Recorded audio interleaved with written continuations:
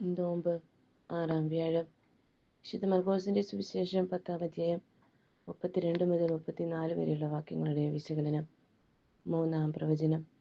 നിത്യജീവൻ ലഭിക്കാൻ ഞാൻ എന്ത് ചെയ്യണം എന്ന ധനികനായ ഒരുവൻ ചോദിക്കുമ്പോൾ, നിനക്കുള്ളതെല്ലാം വിറ്റ് ദരിദ്രർക്ക് കൊടുത്ത് വന്ന് എന്നെ അനുഗമിക്കുക എന്നാണ് യേശു പറയുന്ന മറുപടി.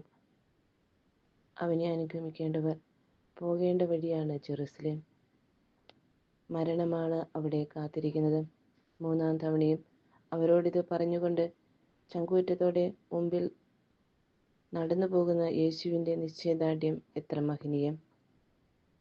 ഈ മരണത്തിന് ഹേതുവായത് ഇസ്രായേൽ നേതാക്കളായ സെൻഹെദ്രിൻ സംഘത്തിൻ്റെ നിർബന്ധം മൂലമായിരുന്നു. റോമൻ അധികാരത്തിന് വെല്ലുവിളി ഉയർത്തപ്പെട്ടവരാണ് യേശുവിന് മുമ്പ് ക്രൂശിലേറ്റപ്പെട്ടത്. മരണശിക്ഷയ്ക്ക് അർഹമായ കുറ്റമൊന്നും കാണുന്നില്ല എന്ന് പറഞ്ഞിട്ടും അവരുടെ നിർബന്ധം വർദ്ധിച്ചപ്പോൾ, ഈ രക്തത്തിൽ എനിക്ക് പങ്കില്ല എന്ന് റോമൻ അധികാരി പറഞ്ഞു നോക്കി.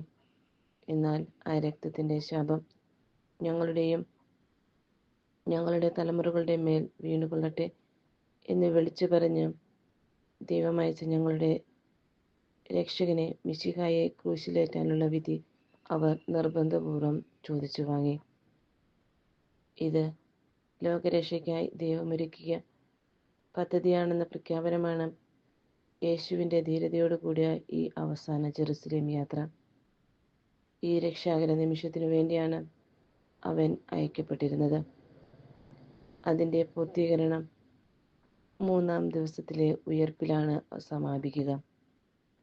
അവനിൽ വിശ്വസിക്കുകയും അനുഗമിക്കുകയും ചെയ്യുന്നവർക്കുള്ള പ്രതിസമ്മാനമായി അത് മാറി.